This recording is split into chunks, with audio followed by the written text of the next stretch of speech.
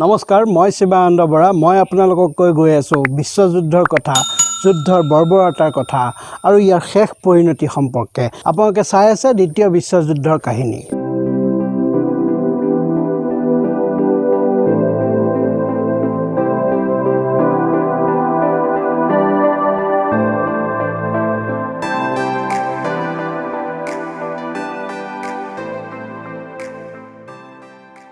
Versailles চুক্তিৰ পিছত জাৰ্মানীত দিনক দিনে অনেক ৰাজনৈতিক দল গঢ়ি উঠিছিল।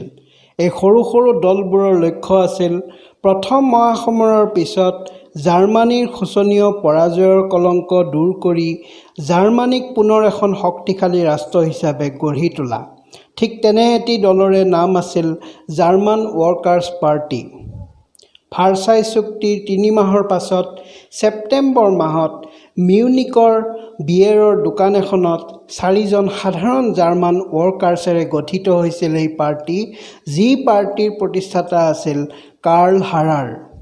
এই পাৰ্টিৰ প্ৰধান লক্ষ্যসমূহৰ ভিতৰত আছিল জাৰ্মানীত ইহুদী অৰ্থনৈতিক প্ৰাধান্য শেষ কৰা আৰু তেতিয়াৰ জাৰ্মানীৰ ৰিপাব্লিক চৰকাৰক উফৰাই পেলোৱা।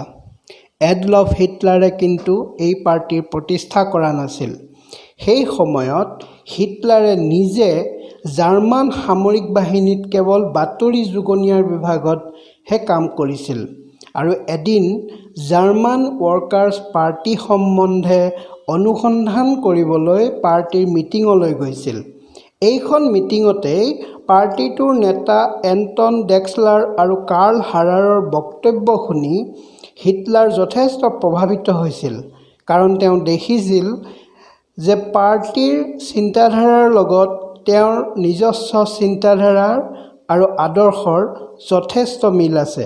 গতিকে জাৰ্মান ৱৰ্কাৰ্ছ পাৰ্টিৰ তলানলা জানিবলৈ যোৱা হিটলাৰে উৎসাহিত হৈ মিটিঙত নিজাববীয়া বক্তব্য দাঙি ধৰিছিল। হিটলাৰৰ বক্তব্যই সেইদিনাখনৰ সভাত উপস্থিত থকা ৬জন সদস্যকে মুগ্ধ কৰিছিল আৰু এনেকৈয়ে হিটলাৰে জাৰ্মান ৱৰ্কাৰ্ছ পাৰ্টিৰ ৭মজন সদস্য হিচাপে স্থান লাভ কৰিছিল। প্ৰবল ৰাজনৈতিক উচ্চাকাংক্ষা আৰু অতিমাত্ৰা জাতীয়তাবাদী হিটলাৰে জাৰ্মান ৱৰ্কাৰ্ছ পাৰ্টিক ৰাষ্ট্ৰীয় পাৰ্টি হিচাপে গঢ়ি তুলিব বিচাৰিছিল আৰু ১৯২০ চনৰ ১ এপ্ৰিলৰ দিনা পাৰ্টিৰ আগৰ নাম সলাই নতুনকৈ নাম দিছিল national Socialist German Workers' party বুলি। আৰু এই নামৰ পৰাই জন্ম হৈছিল নাজী শব্দটোৰ। এই নাজী পাৰ্টিৰ জন্ম কেৱল জাৰ্মানীতে নহয়, পিছলৈ সমগ্ৰ ইউৰোপ তথা পৃথিৱীৰ বাবে হৈ পৰিছিল এক অতি সক্ষমতাশালী পাৰ্টি আৰু এক পাহৰিব নোৱাৰা বিভীষিকা। নাজী পাৰ্টিত যোগ দিয়াৰ পাছত হিটলাৰে পাৰ্টিক মজবুত আৰু শক্তিশালী কৰা কামত লাগি পৰিছিল। হিটলাৰৰ উদাত্ত বক্তব্য শুনি বহু লোক যেনে মজদুৰ, কাৰিকৰ, প্ৰাক্তন সৈনিক, ছাত্ৰ আৰু বহু বুদ্ধিজীৱীয়ে পাৰ্টিত যোগ দিছিল। কেইজনমান বিশেষ লোকে নাজী পাৰ্টিক এটা সৰু দলৰ পৰা জাতীয় দল হিচাপে গঢ়ি তুলিছিল। এওঁলোক আছিল doctor Joseph গোৱেবলছ, captain Ernest ৰোৱেম, Hermann গোয়েৰিং, ৰ'জেনবাৰ্গ আৰু Hermann hash. Captain Ernest ৰোৱেম Nazi পাৰ্টিৰ ৫মজন সদস্য আছিল। অতি দুৰ্ধৰ্ষ আৰু কুখ্যাত এই সৈনিকজনে গঢ়ি তুলিছিল নাজী পাৰ্টিৰ সশস্ত্ৰ সেনাবাহিনী দুৰ্ধৰ্ষ এছে দল। সেই সময়ত ৰোৱেমে নিজে মিউনিকত সেনাবাহিনীৰ ৭ম ডিষ্ট্ৰিক্ট কামাণ্ডত কাম কৰিছিল আৰু সেয়ে জাৰ্মান সেনাবাহিনীৰ মাজত পাৰ্টিৰ প্ৰভাৱ আৰু বিস্তাৰ কৰাত সহায় সমৰ্থন লাভ কৰিবলৈ সমৰ্থ হৈছিল। নাজী পাৰ্টিক জাৰ্মান জনতাৰ মাজত বহুলভাৱে প্ৰচাৰ কৰিবলৈ বাৰ্লিন আৰু মিউনিক চহৰৰ পৰা ২খন বাতৰি কাকত প্ৰকাশ কৰা হৈছিল। বাৰ্লিনত কাকতখন সম্পাদনা কৰিছিল ডক্টৰ জোচেফ গোৱেবলছে আৰু মিউনিকত কৰিছিল আলফ্ৰেড ৰ'জেনবাৰ্গে। হিটলাৰৰ ভাষণত মুগ্ধ হৈ ১৯২০ চনত নাজী পাৰ্টিত যোগদান কৰিছিল অন্যতম কৰ্ণধাৰ ৰডলফ হেছে। ঠিক সেইদৰে 1921 চনত হাৰমান গোৱেৰিঙেও নাজী পাৰ্টিত যোগ দিছিল আৰু কেপ্টেইন ৰোৱেমৰ লগত লগ লাগি এছে বাহিনী শক্তিশালী কৰা কামত লাগি গৈছিল। 1922 চনত তেওঁ এছে কামাণ্ডাৰ হয়। দ্বিতীয় বিশ্বযুদ্ধৰ সময়ত জাৰ্মানীৰ বিখ্যাত বিমান বাহিনী লাফটৱাফে ৰাইখতফেন ফাইটাৰ স্কোৱাড্ৰনৰ শেষ কামাণ্ডাৰ ইন চিফজনেই আছিল নাজী পাৰ্টিৰ অত্যন্ত বিলাসী এইজন হাৰমান গোৱেৰিং। জেনেৰেল লুডেনডৰ্ফেও কিন্তু নাজী পাৰ্টিক যথেষ্ট সহায় সহযোগ আগবঢ়াই পাৰ্টিটোক শক্তিশালী কৰি গঢ়ি তোলাত অৰিহণা যোগাইছিল। কপিয়েনৰ যুদ্ধবিৰতিৰ পিছত জাৰ্মানীত যি ৰিপাব্লিক চৰকাৰ প্ৰতিষ্ঠা হৈছিল, সেই ৰিপাব্লিক চৰকাৰ ভাৰ্চাই চুক্তিৰ পিছত ক্ৰমাৎ দুৰ্বল হৈ আহিছিল।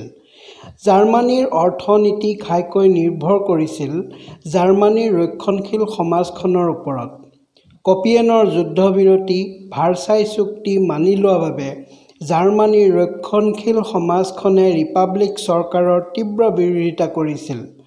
জাৰ্মান সামাজিক জীৱনত সামৰিক বাহিনীৰ স্থান আৰু প্ৰভাৱ আছিল অতি গুৰুত্বপূৰ্ণ, কিয়নো সামৰিক নেতাসকল আছিল পুৰণি সামন্তবাদী প্ৰুছিয়ান অভিজাত পৰিয়ালৰ লোক।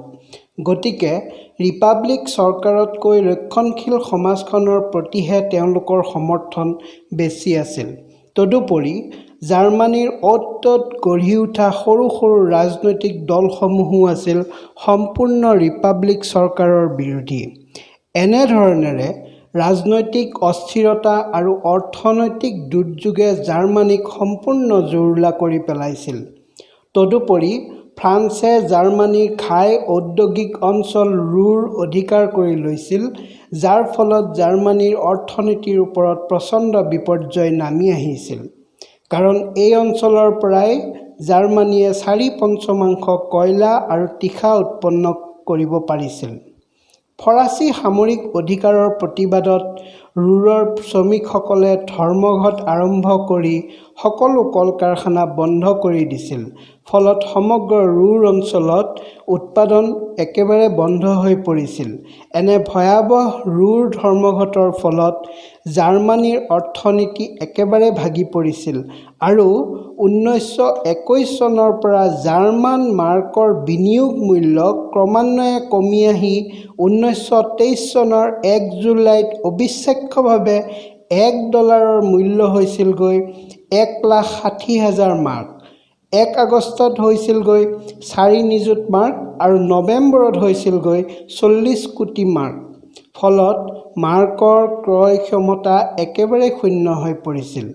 এনেবোৰ কাৰণতেই গণতান্ত্ৰিক ৰিপাব্লিক চৰকাৰৰ ওপৰত জাৰ্মানীৰ সাধাৰণ জনতাৰ বিশ্বাস একেবাৰেই নোহোৱা হৈ পৰিছিল। 1923 চনৰ 26 ছেপ্টেম্বৰত জাৰ্মানীৰ চেঞ্চেলৰ গুষ্টাভ ষ্ট্ৰেচমেনে ৰুৰ অঞ্চলত জাৰ্মান প্ৰতিৰোধৰ সমাপ্তি ঘোষণা কৰিছিল, যাৰ ফলত সমগ্ৰ জাৰ্মানীত তোলপাৰ লাগি পৰিছিল। জাৰ্মানীৰ বাভেৰিয়াত আটাইতকৈ বেছি গণ্ডগোল হৈছিল। বাভেৰিয়াত ইউজেন ফন ক্লিংলিঙে নিজাকৈ জৰুৰী অৱস্থা ঘোষণা কৰিলে আৰু গুষ্টাভ ফন কৰক জৰুৰীকালীন ক্ষমতা the state commissioner of police হিচাপে নিয়োগ কৰিছিল। মুঠতে বাৰ্লিন চৰকাৰৰ কাৰ্যকলাপৰ বিৰুদ্ধে সমগ্ৰ ঠাইতে বিদ্ৰোহে মূৰ দাঙি উঠিছিল।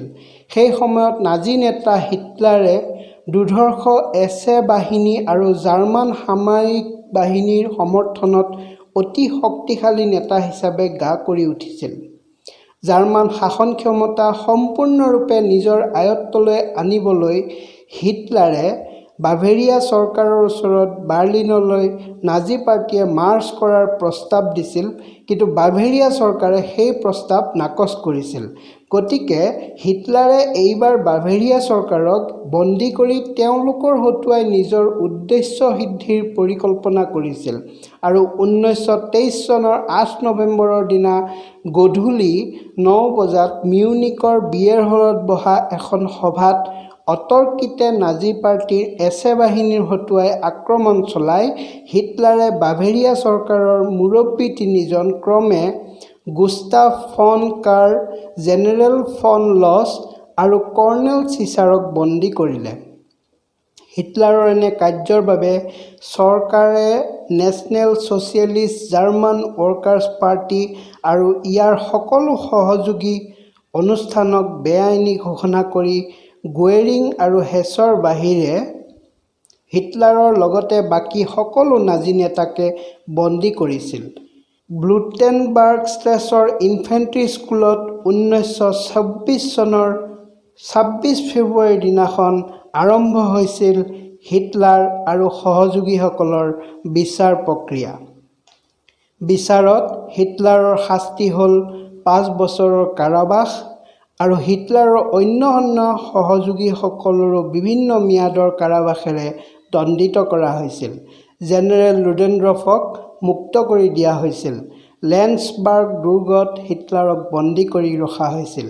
এই লেণ্ডছবাৰ্গ দুৰ্গতেই হিটলাৰে লিখিবলৈ আৰম্ভ কৰিছিল তেওঁৰ বিখ্যাত আত্মজীৱনী মেইন কাম্ফ অৰ্থাৎ মোৰ সংগ্ৰাম।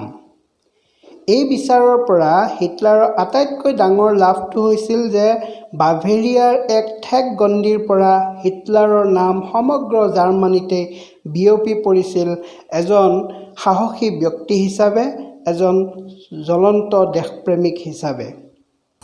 আজিলৈ ইমানতে সামৰিছোঁ। পৰৱৰ্তী খণ্ডত আপোনালোকক অতি শীঘ্ৰেই লগ পাম। তেতিয়ালৈকে জয় অসম, জয় হিন্দ।